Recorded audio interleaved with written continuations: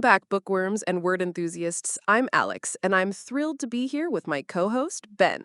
And I'm Ben, ready to unravel more of Katherine Applegate's brilliant writing in The One and Only Ivan. Today we're taking a deep dive into pages 37 through 45. We're going to pull out those fantastic, worth-learning sentences and vocabulary words and really discuss their meaning and how to use them. Exactly. These chapters are packed with emotional connections and subtle shifts in Ivan's perspective, and we want to explore that language with you. Let's jump right in with the chapter Julia on page 37. Alex, the first sentence here beautifully describes Julia's unique bond with Ivan. While her father, George, cleans the mall each night, Julia sits by my domain. She could sit anywhere she wants, but I am not bragging when I say that she always chooses to sit with me. I love that line. It implies a meaningful connection between Julia and Ivan. It shows that despite his captivity, she chooses to spend time with him, highlighting their mutual bond. And then Ivan's observation about Julia's drawings of him. Sometimes, in her drawings, Julia gives me wings or a lion's mane. Once she gave him a tortoiseshell. This is so insightful. It implies Julia's empathetic perception of Ivan. She captures his inner state, his true feelings, rather than just the angry image on the billboard, showing a deeper understanding of him. Now for some excellent vocabulary from Julia. First, bleachers, noun. Its definition is tiered rows of uncovered seats for spectators often found at sports events or large public spaces. So you use bleachers to refer to simple, stepped seating areas. For example, the cheering fans filled the bleachers during the school's soccer match. Next up, stooped, adjective. That means having one's head and shoulders habitually bent forward. You use stooped to describe a posture where someone's back or shoulders are noticeably bent forward, often due to age or hard work. The old gardener was slightly stooped from years of working in the fields. And finally, gleaming, adjective. Its definition is shining brightly, especially with the soft, reflected light. You use gleaming to describe a surface that is clean, polished, and softly reflective, like the newly waxed car had a gleaming finish under the sunlight.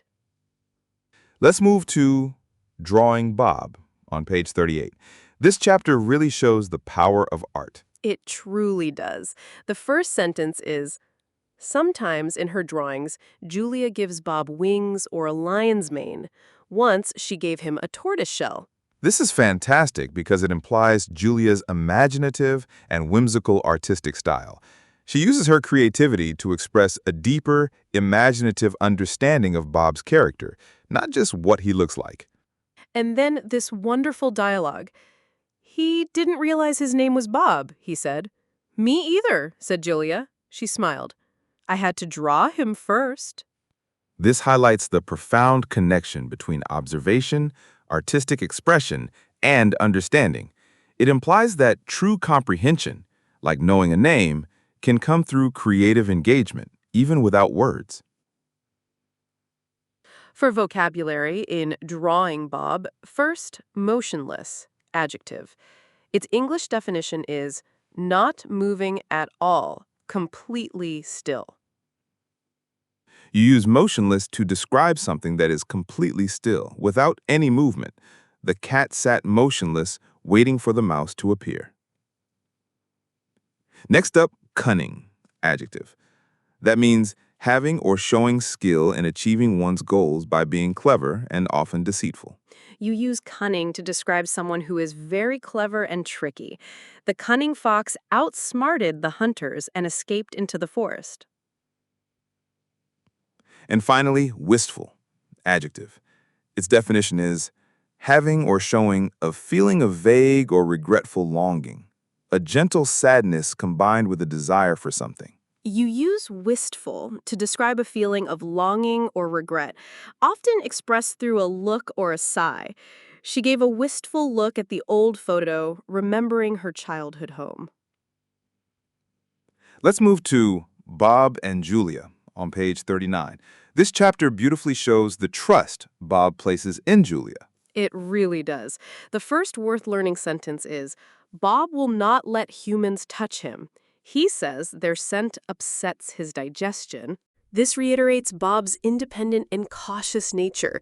It implies his wild instincts and his general distrust of human interference. And then this tender detail. But every now and then, I see him sitting at Julia's feet. Her fingers move gently just behind his right ear. This small moment implies the exceptional level of trust Bob places in Julia. It highlights their special and affectionate bond, contrasting with his general avoidance of human contact. For vocabulary in Bob and Julia, first, scent, noun. Its English definition is a distinctive smell, especially one that is characteristic of a particular person, animal, or substance. You use scent to refer to a specific smell, which can be pleasant or unpleasant. The dog picked up the scent of the rabbit and began to follow the trail. Next up, digestion, noun.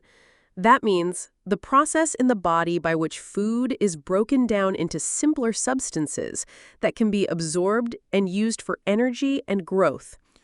You use digestion when talking about the bodily process of breaking down food. Eating too quickly can sometimes cause problems with digestion. And finally, aversion, noun. Its definition is a strong feeling of dislike, opposition, or reluctance to do something. You use aversion to express a strong feeling of dislike or an unwillingness to encounter something. He had a strong aversion to loud noises, so he avoided concerts. Let's talk about Mac on page 40. This chapter gives us a more nuanced look at his character. It does. The first worth learning sentence highlights his perspective on art. Mac glances over at the picture Julia is drawing. "What are you making?" he asks. She holds up her drawing, eyeing it critically. She likes airplanes and dogs. This interaction implies Mac's pragmatic, business-focused perspective on art. It contrasts sharply with Julia's more personal and innocent artistic purpose. And then this surprising moment. Mac starts to leave, then pauses. He reaches into his pocket, pulls out a crumpled green bill, and presses it into George's hand. "Here," Mac says with a shrug. "Buy the kid some more crayons." Mac is already out the door before George can yell, "Thanks!" This small act implies a subtle flicker of kindness and generosity from Mac. It hints at a more complex character beneath his often gruff exterior, suggesting he's not purely a bad guy. For vocabulary in Mac, first, crumpled, adjective. Its English definition is crushed and creased, having many wrinkles or folds. You use crumpled to describe something that is squashed, wrinkled, or no longer smooth. He found a crumpled piece of paper with a phone number written on it in his pocket. Next up, unconvinced, adjective. That means not persuaded or certain about something, showing doubt. You use unconvinced to describe someone who still has doubts or does not believe an argument or idea is true. Despite the long explanation, the jury remained unconvinced by the lawyer's arguments. And finally, pragmatic, adjective. Its definition is dealing with things sensibly and realistically, in a way that is based on practical rather than theoretical considerations. You use pragmatic to describe someone who focuses on practical solutions and realistic actions rather than abstract ideas. Her pragmatic approach to problem solving often led to quick and effective results. Let's discuss not sleepy on page 41. This chapter reveals a significant shift in Ivan's inner world. It's a very emotional chapter. First sentence, "I'm tired, but I'm not sleepy." "What are you tired of?" Stella asks. "I think I may be a little tired of my domain." This implies Ivan's internal struggle and growing dissatisfaction. It hints at a deeper yearning for change that goes beyond mere physical fatigue. And then Stella imparts some profound wisdom. "Memories are precious," Stella adds. "They help tell us who we are. There's a difference between can't remember and won't remember." This implies Stella's profound wisdom about the importance of memory for identity.